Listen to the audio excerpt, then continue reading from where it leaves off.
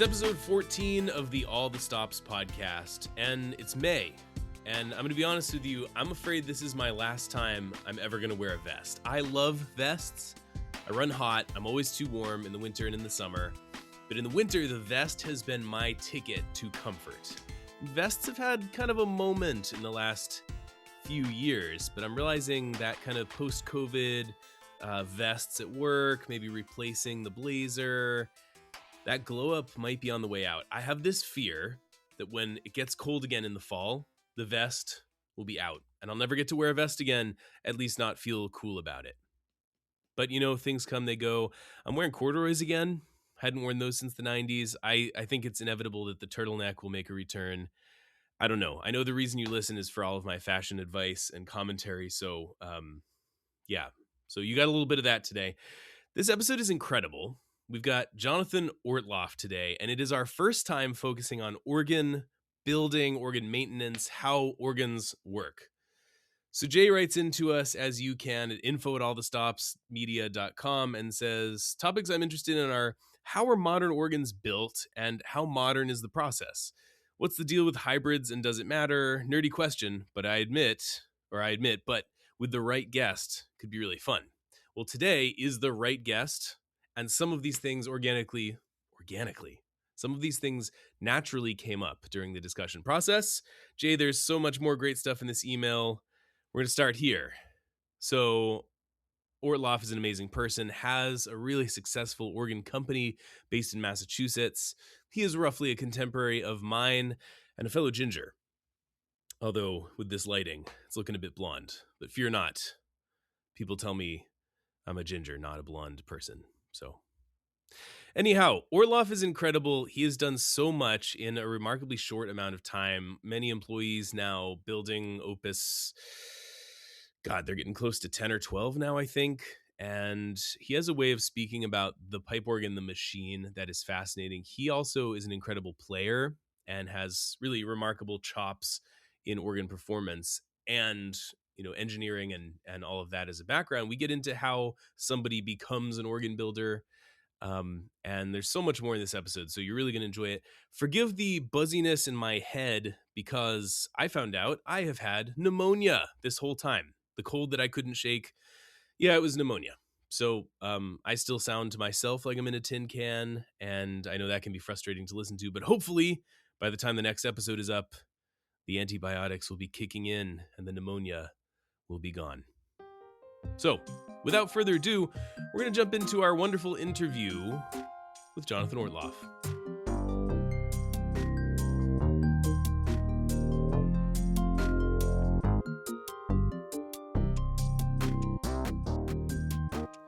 Jonathan Ortloff, it is a pleasure to have you with us today. How are you?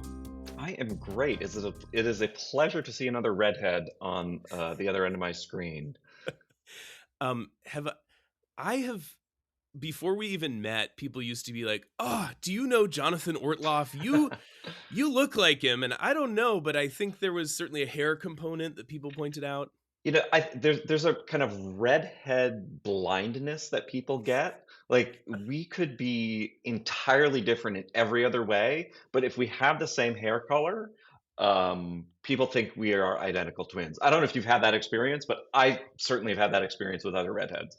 I certainly have. I've never thought of it that way. I think that's really true. I'm Mm. so happy to have you on the program, and thank you so much for your time. We have not yet had on the show someone who understands organs from the other side.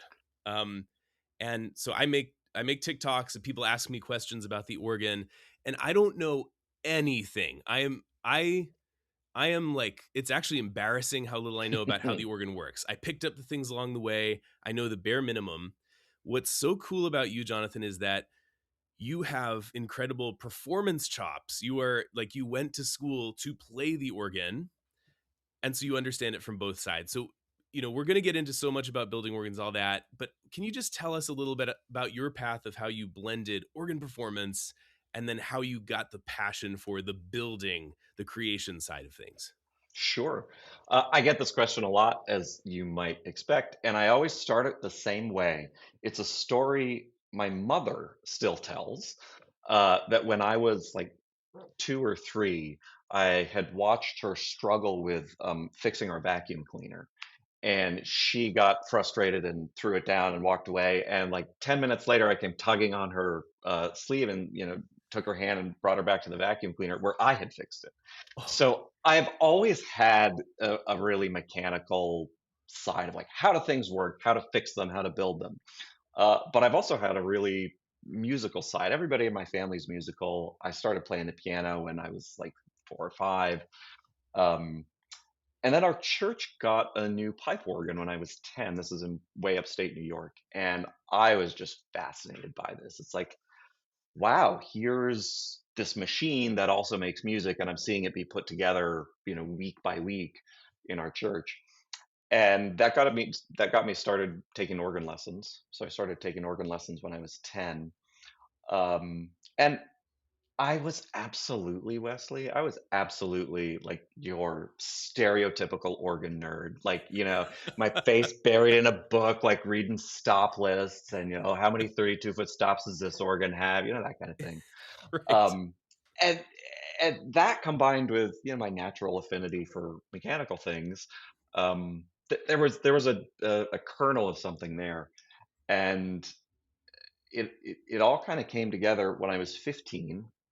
We had an English assignment for school, junior year, where over spring break, we all had to interview somebody as if we were a reporter. So we couldn't have any like real relationship with them. Just had to kind of cold call them and say, "What you do interests me. I'd love to interview you about this." And it didn't take very long for me to say, "I know exactly who I'm going to interview." And I interviewed Steve Russell, organ builder in Mm, Vermont, who you know quite well from First Baptist. Um, and he said, "Yeah, come on down." So I went to a shop in Vermont and spent 3 hours there. And it's the first time I'd been in an organ shop. And I was like, oh, wow. And at the end of our time together, he said, "What are you doing this summer?"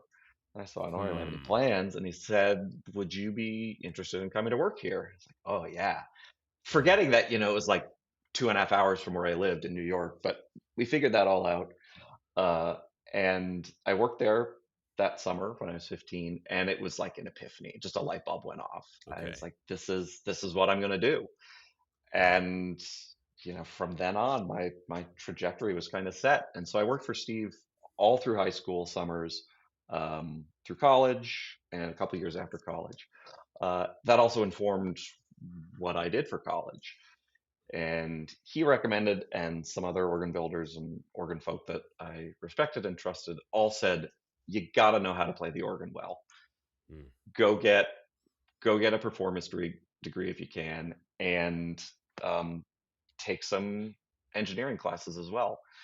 hmm. Those are two really different educational courses, No and kidding. no kidding. And finding a place that I could do both of those was not easy. Um, But I was lucky enough to end up at Eastman School of Music, and which is part of the University of Rochester, which has an excellent School of Engineering and Applied Sciences. Hmm. So I spent 6 years getting two bachelor's degree in organ and engineering that had three courses that overlapped between the two. So I You were a overloaded. busy person. Yes, I overloaded every single semester. Oh my. Um, but I'm really glad for that education, and then continued my apprenticeship with Steve. Came down to Boston in 2011 to work for Spencer Organ Company here in Boston, and then founded my own company in 2014. Okay. What a journey. It I think I'm going to ask you more about this of course, but it seems to me that organ building, I mean, it's a difficult path. It requires apprenticeship, I would imagine. And Hmm. is there any program left in the country where you can go to school for organ building? Not really, no. Every every major organ program, Eastman included, has a component of I think our class was called maybe organ design and maintenance. It was a one semester class designed for organ majors who need to know something about how their Right. instrument works. But in this country, at least, it's still a very apprenticeship based thing. You got to learn it by doing. Okay. Find yourself an organ builder who's, you know, talented and skilled, and you can learn from. So Wow. that was a 9 year process for me from that first summer in, gosh, 2021, no, 2001, uh, to, founding my own Yeah. shop in 2014. Wow. What a journey. And I think you're in your shop now. If people who are listening and not seeing the video here, there is an array of pipes on what I would guess is a wind chest. Is that correct? Yes. Oh my gosh. I learned Gold star for something. you. Gold star. I'm actually in the voicing room of our shop. So it is a wind chest behind me that we put pipes on and make them sound the way we want them to. So for those of your listeners who aren't seeing things, I just picked up a pipe from behind me and just Wow. blowing on it now to give you a sense of what it sounds like. Oh my goodness. So we're gonna take our first quick break. We've got a lot to talk about. We're gonna really start by delving into organ building and what it means to create an instrument, but also we're gonna talk about maintaining historical instruments, which you also do. So stick with us. We'll be right back.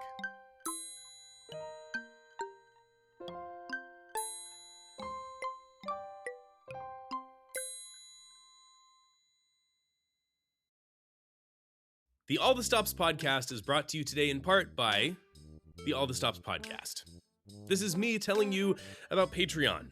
You're probably tired of hearing about it by now, but if you hate ads like this one, go on to patreon.com/allthestopsmedia and become a subscriber today, because it will make you not have to listen to me anymore, except the stuff that you might want to listen to, the organ stuff, but not the ads.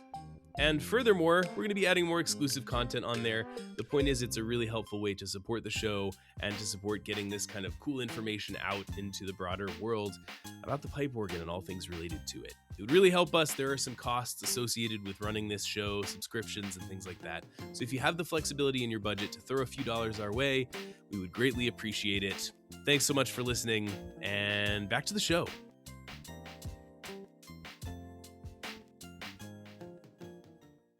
So from the outside, I could imagine that maintaining instruments versus restoring historical instruments versus building instruments from the ground up are probably extremely different. And I don't know. I'm wondering how much overlap there is between those elements, or maybe I'm making a false distinction. Did you start building your own instruments? Did you start maintaining and restoring? How did it go at the beginning of the company? The first job we had was the restoration and relocation of a three manual Skinner organ from Western Massachusetts to Parish of All Saints Ashmont in Dorchester in Boston. And we did that in collaboration with Jonathan Ambrosino and Joe Sloan. It was a perfect first project. We had other people involved. It was close to home, and it was an organ that the style of organ we were really familiar with. So that was a pretty strict restoration. Aside from the fact that we were moving it from a church that had closed to All Saints, we didn't make any changes to it. And the term restoration really has one meaning, but it's become kind of a catch-all for things that happen to old pipe organs or old anything.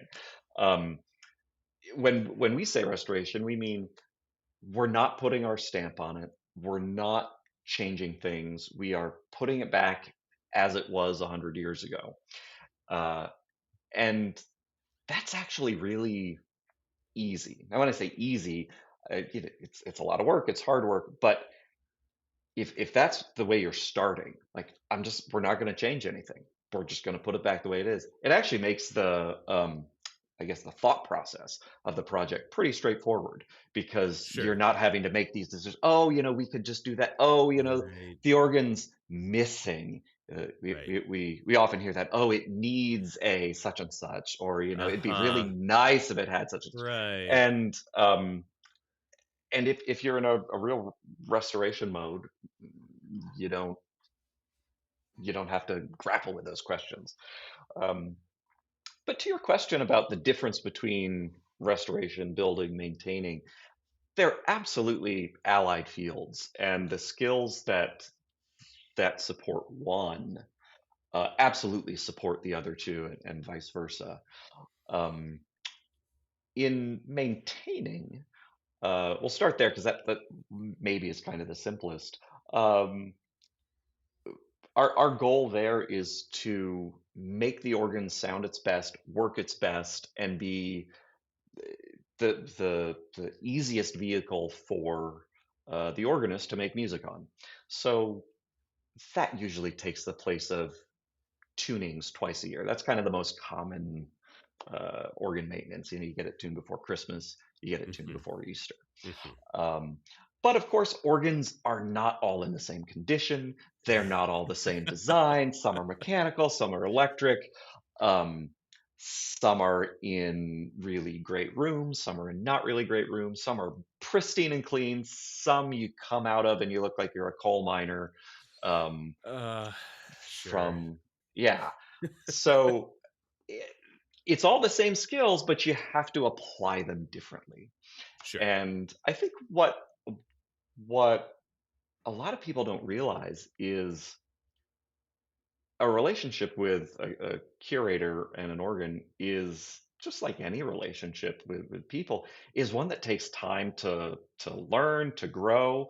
So when we show up to an organ for the first time, I'll just openly admit we don't know the best way to put it in tune.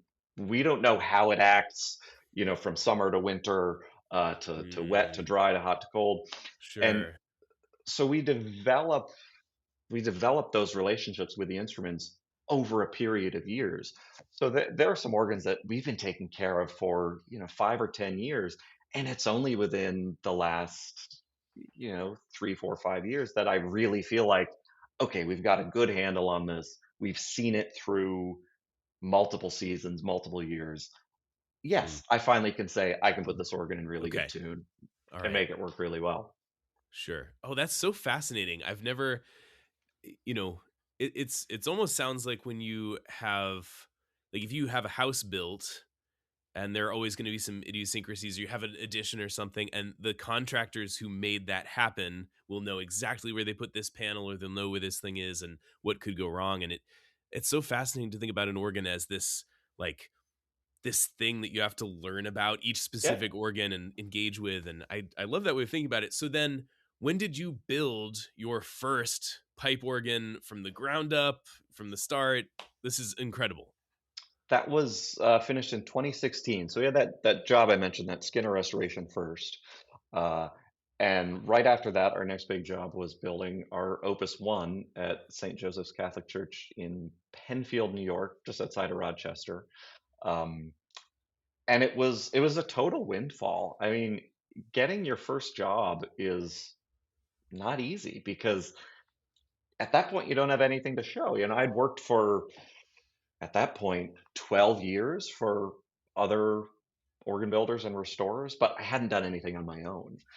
And I was through a relationship I'd made with an organist at Eastman, who was Yeah. now the organist at this church, who said, this this guy's got something to say. Let's take a chance on him. And I was very Wow. glad that Steve Russell, my mentor, co-signed the contract with me. So there was that Right. safety net. Right. Um, but it was, basically built in our shop and installed by us, and turned out really well. And that has led to gosh, I'm almost losing count now. The 7 projects we've done since then Oh in the my last goodness. in the last 12 7? years. Yeah, 7? 7 7. in 12 years. So, okay, well, so I'm not even saying for people listening. For me, how long does it take to build a pipe organ? Well, how long does it take for you to learn the Duraflate Toccata versus the Vierne Berceuse? Ah, I Be a see. little different. Touche. Touche, Jonathan. Yeah, so it depends on the size. I on average, uh, 12 to 24 months. So that Yeah. first organ, which it was only two of us working in the shop at that point, that was, I think, about 16 months. Um, the next organ to be built that was in Seattle was quite a bit smaller, and that was, I think, 10 or 11 months. Um, the organs we have coming up, which are quite a bit larger, will be up to 2 years. So yeah, it depends Wow. on size and how many people you have working on them. Right. I have so many questions. Let me rapid fire a few quick questions. How many employees do you have now, if you can tell us? We have 6 people total working here. Goodness gracious, 6 people. Wow. Okay. So you spend a lot of your time on emails and payroll now, I imagine. I do. It's amazing. They Yeah. don't tell you this when you start an organ building company, but as you get more successful, you do less and less actual organ building. Yeah, that's it. Um, That's the best that's captain it. becomes the admiral and never sails again. That's right. Next question is when you build an organ that's far away from your shop, Mhm. you must have an incredible amount of logistics work. I mean, how do you physically get the organ to Seattle from Massachusetts? Yeah. So the process starts in the shop where we build all the components here and actually set the organ up here. We assemble it in the shop, we put wind on it, we make sure everything works. So it's basically in its final form here in the shop. And then we label everything really carefully. We take it apart into thousands of pieces. It gets packed into, in the case of the organ in Seattle, a big tractor trailer and driven across the country. We fly out there to meet it and then put it back together in the church. Wow. So you're working with a shipping logistics company and they say, "All right, what are you going to be moving?" And you say, "Oh, a pipe organ. Have you ever moved those before?" And wow. Actually, in that case, it was a truck driver who he's become like the truck driver for pipe organs in the last 10 years. So No way. Oh, that's yeah, incredible. I see photos on social media of other organ builders, and they always get a picture of the truck showing up at the church. I'm like, oh yeah, that's Bob, Oh, and that's and Bob in there's the his same truck. truck. Yeah, exactly. I'm so tickled by that. I don't know. That's incredible, Bob, the organ mover. Yep, Oh, that's incredible. and his little God. dog Valencia. Oh, in Valencia. Wow. Yeah, she comes with him. Okay. All right. We got to get Bob on the podcast and bring the dog. That's amazing. Wow. Okay. So you're currently building instruments too? Are you able to talk about current projects or not yet? Sure. Yeah, so we're at the very tail end of our Opus 6, which is a two-manual organ for St. James School in Philadelphia, an Episcopal school that is centered around National Historic Landmark, Church of St. James the Less. And it's this tiny little space that's based on a 13th century English parish church. Um, and the school has their school masses there once a week. So we've installed that. We're going back in a couple weeks to start the tonal finishing, which is the process of voicing every pipe in the organ to suit the acoustics of the room just right. We voice the pipes here in the shop to sound the way we want them to, but you never know what it's going to sound like exactly until you get on site. So we're wrapping that up, and at the same time as that's finishing, we have two projects simultaneously starting up here in the shop. One is a new organ for Trinity Episcopal Church in Southport, Connecticut, which will be Oh, a yes. yeah, three manual. I really should know it off the top of my head. I think it's about 40 stops. It's the largest organ we built so far. 40 And then stops. Wow. another really cool project that is near and dear to your heart is the rebuilding of the organ console from the Aeolian Skinner at Trinity Church on the Green in New Haven, at Oh, which you presided wow. for a couple of years. That So was we're what going, Oh my gosh. Okay, we had Walden Moore on this show maybe 10 episodes ago, and we yeah, that was talked great. about that. Oh, I'm glad you heard it because Oh, of man, course. that's unique. That's a really unique situation where that organ didn't get reworked at a certain time where you might have expected it to, and now you have this like I mean, how many consoles are there left that work that way? Very, very few. And the solution, so I'm an absolute history guy. I'm nostalgic as all get out, and I think that goes really well hand in hand with organ restoration. But when they came up, I can't take credit for this. This was the church's idea for the way we are reworking the console to update it at the same time as honoring its legacy and Mm, making anything new the way Aeolian Skinner would have made it 10 years later from when that organ was built. wow. That just is right up my street in terms Oh, of wow. just one of the coolest projects we've ever had the honor to Wow. do. So that console will be coming back here in less than a week, and we will start giving Sister Wow. Oh my Susie her goodness. trip to the spa. Sisters. Aw.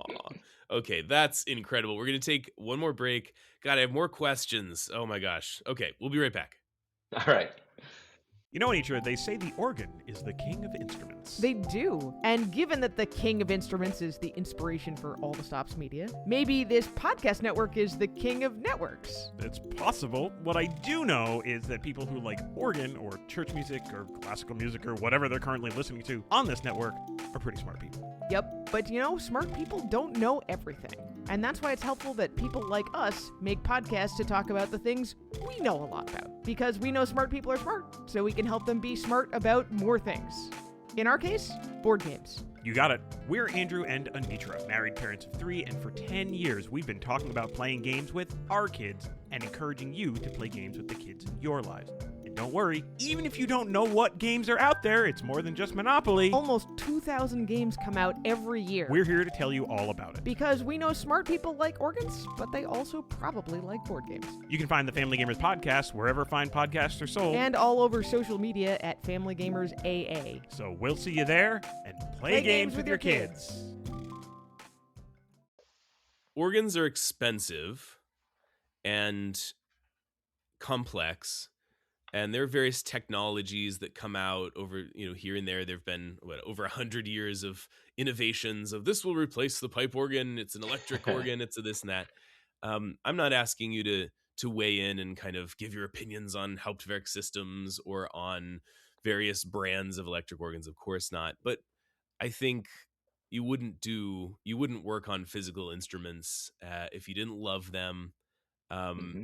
and if you didn't see something unique about them. But they're expensive, and Hmm. a church making that initial decision of, well, what does an org now? Is there sort of a per stop average in the industry that people can talk about, or is that not even a meaningful question? It's not really meaningful. A 32-foot bombard's going to cost a lot more than a 1-foot Siflet.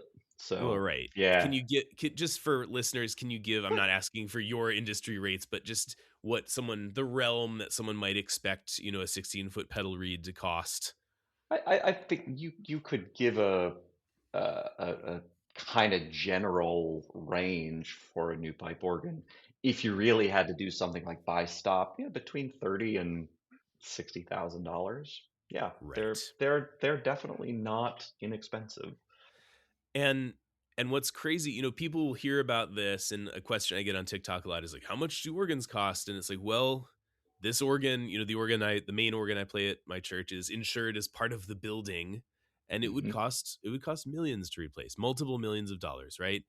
So, but what's crazy is, from my perspective and from what I see and hear, like many, many pipe organs are being built every year in many countries, being shipped across the seas, active building all over America, Canada, Europe. Um, and people still keep turning to it, and people still keep buying these instruments, restoring these instruments, moving them. So, I want to talk about it from your perspective on the building side. You can't We talked about at the beginning, you can't just waltz into some school program and get a master's in organ building and then jump into the industry. There are wait lists for organs to be built. I mean, builders Hmm. have like, well, we can't get to you for a few years, we can it's not like you're begging people to build them. They're being built all the time. Why isn't the organ building world caught up, and what do you see as trends, and what would be your ideal? Should there be programs? Um, it takes a long time to build a pipe organ. Like I said, it can be up to 2 years for us, and uh, you don't want to rush something like that. I often tell churches the most valuable thing you own besides your building is the pipe organ. And that comes as a big shock to some people. It seems pretty straightforward to us, but that's a Yeah. big shock to people. Um, and we really view what we do with honor and reverence and responsibility for these communities that are entrusting, in some cases, the most amount of money they will have ever spent on a single thing with us, to provide them with something that's going to support their worship for generations. So when we talk about um, schedules and wait lists, uh, we put as much time into building these instruments as they need. We don't rush them, and we're very upfront with our clients that this is not something to be rushed. This is something that is going to outlast us. It's going to outlast every member of the organ committee. Right. So let's do it right the first time, and that is more true now than it's ever been. Skinner back in the day had 200 people working for him when labor was cheap, and that's not the case these days. And you now see more um, shops run like an artisanal shop, Okay. instead of a factory. And I think the organs are better for it. Skinner organs are amazing, or Kimball organs, or even Moeller organs, I'll say, um, because they had a really good system for not quite mass producing, but getting through a lot of organs quickly. Um, Nowadays, we have, frankly, much more discerning musicians. Um, Many more musicians playing in churches who have gone to conservatory and Hmm. have much more knowledge about the instrument and the things it Ah, needs to do. And I'm glad that the art of organ building has followed that, particularly in this country, which had that factory organ building a oh, 100 years yeah. ago. Oh, this is fascinating. I mean, my perception is you could actually like buy organs out of catalogs at a certain Yeah, point, right? Like you would yeah. like so I'm thinking about maybe companies like Moeller and maybe Reuter building lots of instruments. Yeah, Um, like Hook and Hastings back in the 19th century, they had, a series of stock models kind of up to a certain size, and you'd say, okay, I want, model 23A, and they'd say, okay, do you want a chestnut facade, a chestnut case, or an oak case? And that sure. was basically all you got to to Wow. to pick. Um, Wow. so and again, not to say that those instruments were not successful and great works of art, but we're, like I said, a little more discerning now, and we're producing a product for a more discerning customer.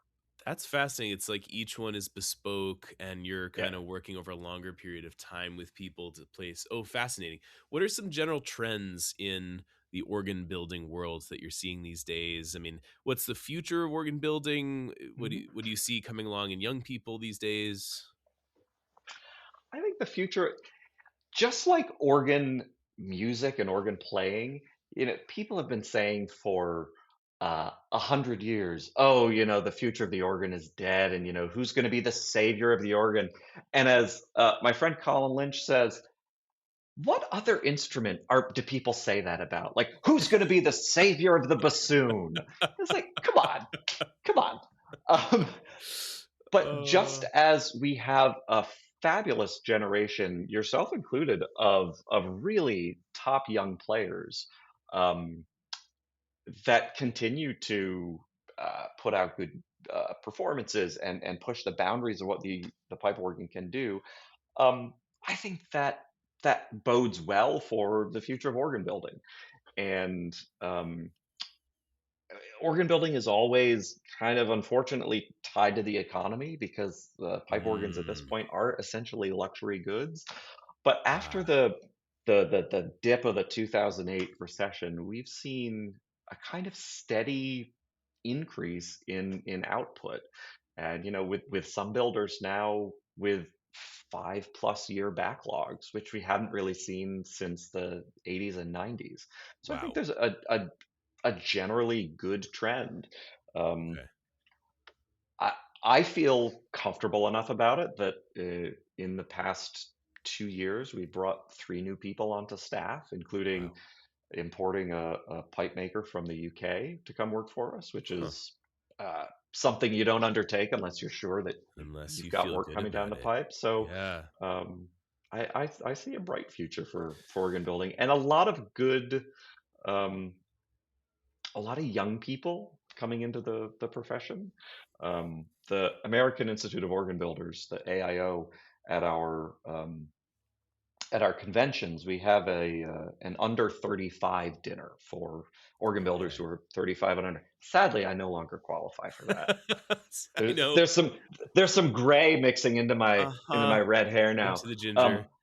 but gosh, the last convention I saw, I wasn't able to go, but the photo from that 35 and under dinner, there were like 40 people in it. Good Lord. So yeah, so Wow. that can only be good to have a new generation coming Right. up.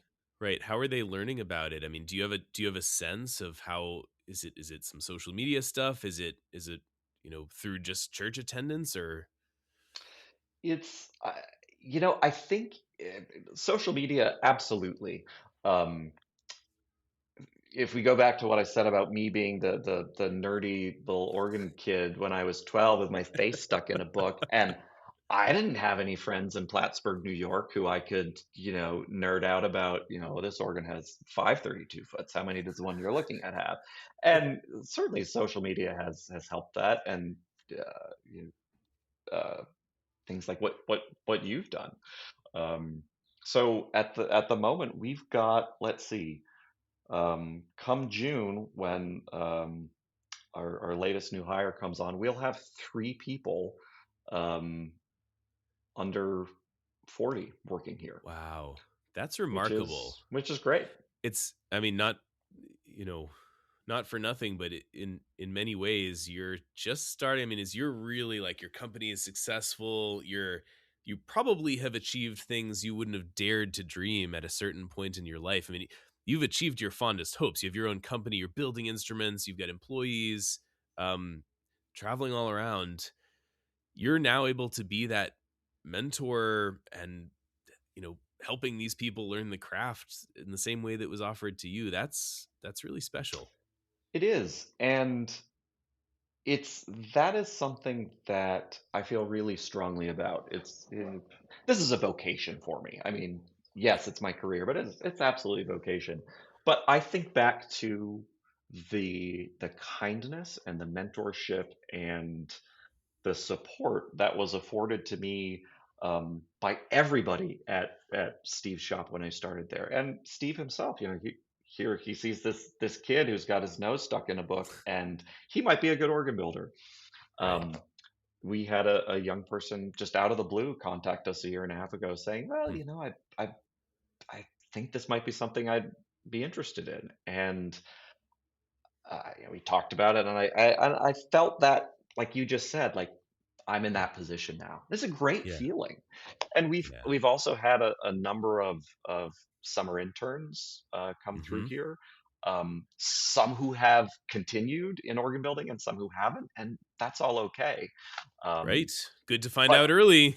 yeah, but sharing, for all of us, it's like what you do. You're sharing your passion, Right. and and me sharing my passion, um, in the shop here with people coming in to learn how we do things, how Yeah. things should be done the right way, is really important. And Yep. um, it's a great it's a great characteristic of organ building, kind of in general, that that that pardon the term, normal business people don't understand when I talk to them about this. Like, wait, you help out your competitors? And I said, Huh. of course we do. Like, the Sure. number of times I've called, I'll call them colleagues, not competitors, but colleagues, Yeah. and said, I have a question about such and such on this organ we're building. I know you dealt with this in an organ you built. Could you give me some pointers on that? Every single Wow. one of them. Oh, let me put down my, what I'm doing. I'll go to the Right. computer and get you the info on that. It's beautiful. That And for such a small niche community, it's a small niche profession, to have that kind of characteristic is wonderful. I wouldn't have it any other way. the rising tide raises all pipe organs, as they say. So, That's right. oh, that's fabulous. I want to be mindful of your time, and thank you for being so generous today with your time. What would Sure. you say to any young people who are listening who are obsessed with the organ? Like, you know who you are if you're listening. You love it. You love how the pipes work. You love looking at the images of all the wind chests and everything, and watching the mechanical action and looking at the electropneumatic whatever. What would you say to them if they love to play but they also are really fascinated and might be curious? Reach out to an organ builder nearby and see if they would, well, first just visit a shop, see what it's like. And if you've got some just general background in doing stuff with your hands, um, see if there's an internship program um, you could work with. Um, Reach out to the AIO. We have a whole uh, committee and a youth representative Hmm. um, that supports bringing young people into the organ. Okay. Um, what I will say is, don't go out and figure it out on your own. Um, and as you were saying before, organs are expensive. They are uh, they're not toys. They're not hobby projects. And it's real tempting to just go in and start tinkering with something, but you can get yourself in trouble, and Uh-huh. you'll learn a lot more at the knee of somebody who's been doing it for 30, 40 years, Right. and you'll be better off for it. Right. Yeah. Well taken. Before we go, if people want to learn more about your work, what's your website is the best way to see? Yeah, ortlofforgan.com, ORTLOFF organ.com. Love it. Jonathan, thank you so much for your time. This was such a fascinating discussion. I'm sure we're going to get lots of write-ins and questions and things like that. But thank you for your time, and thanks for being with us today. Oh, it's absolutely my pleasure, and thank you for what you're doing for the pipe organ throughout the country and the world. It's my pleasure. All the Stops podcast is a product and trademark of All the Stops Media LLC and is recorded and produced by me, Wesley Hall. The music is written and recorded by me too.